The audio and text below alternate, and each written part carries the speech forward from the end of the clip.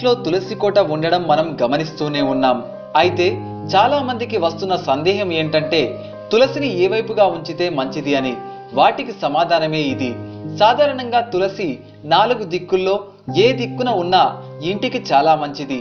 అయితే ఈ 4 దిక్కుల్లో తూర్పు వైపు ఉంటే సౌభాగ్యవతులుగా ఉంటారట స్త్రీలు. ఇక పడమర వైపు ఉంటే ధనం ప్రాప్తిస్తుందట. దక్షిణం వైపుగా ఉంటే మోక్షం వస్తుంది.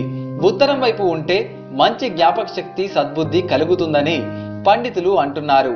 ఇక తులసిని పూజించే స్త్రీలు అత్యంత శుభ్రతను పాటించాలి. ఇక బహిష్టు సమయంలో తులసిని ఎట్టి పరిస్థితుల్లోనూ ముట్టుకోరాదు.